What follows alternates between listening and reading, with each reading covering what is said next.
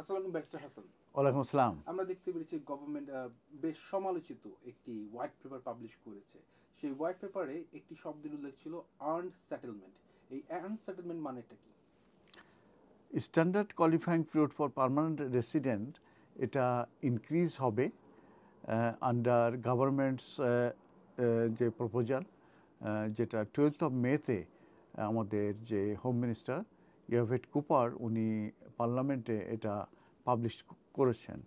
এবং এই ডিফল্ট হিসাবে মূলত সেটেলমেন্টের যে পিরিয়ড এটা 10 ইয়ার্স করা হয়েছে।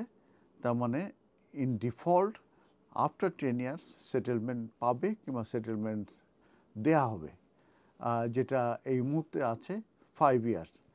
কিন্তু অনেক কিছু কিছু ইন্ডিভিজুয়াল তারা কোয়ালিফাই করতে পারবে আর্লিয়ার দেন 10 ইয়ার্স, এবং এটা under this earn settlement proposal.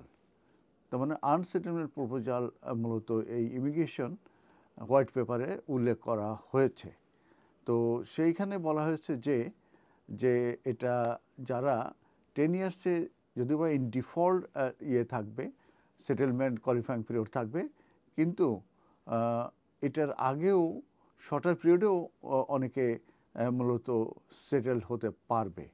এবং সেক্ষেত্রে বলা হয়েছে যে point based contributions to the UK economy and society. তার মানে কোনো ইন্ডিভিজুয়াল যদি শো করতে পারে যে সে ইউকে ইকোনমি এবং সোসাইটিতে সে কন্ট্রিবিউশন করেছে এবং সেটার একটি পয়েন্ট বেসড কন্ট্রিবিউশন, তাহলে কিন্তু তাদের এই আনসেটেলমেন্টের আন্ডারে তারা 10 ইয়ার্সের আগেই কিন্তু তারা সেটেল হতে পারবে। এবং এই সংক্রান্ত ব্যাপারে ইমিগ্রেশন হোয়াইট পেপারের প্যারাগ্রাফ 266-এ উল্লেখ করা হয়েছে। হোয়াইট পেপার অবশ্য বলে নাই যে এই পয়েন্ট কিভাবে আর্ন হবে এবং কত পয়েন্ট হলে পরে এই 10 ইয়ার্স কোয়ালিফাইং পিরিয়ড থেকে রিডাকশন পাবে, তার মানে কত আগে তারা এই সেটেলমেন্টটা পাবে। এটা কিন্তু এই হোয়াইট পেপারে কিন্তু উল্লেখ করা হয় নাই। তবে এই ইস্যুটা সম্ভবত সামনে যে কনসালটেশনের প্রমিস করা হয়েছে এন্ড অফ দিস ইয়ার, সেখানে হয়তোবা এটা কভার করা হবে। অতএব ইন কনক্লুশন আমি বলবো যে আনসেটেলমেন্ট এই ওয়ার্ডিংটা মূলত 266 প্যারাগ্রাফ অফ দ্য প্যারাগ্রাফ উল্লেখ করা হয়েছে এই ইমিগ্রেশন হোয়াইট পেপারে।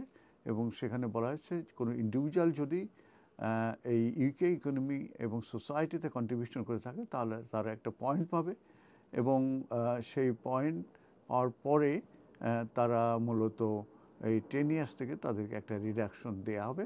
তবে এই সম্পর্কে ডিটেলস কিছু মূলত বলা হয় না, কিন্তু হয়তো বা কনসালটেশনে এ ব্যাপারে ডিটেলস বলা হবে। ধন্যবাদ।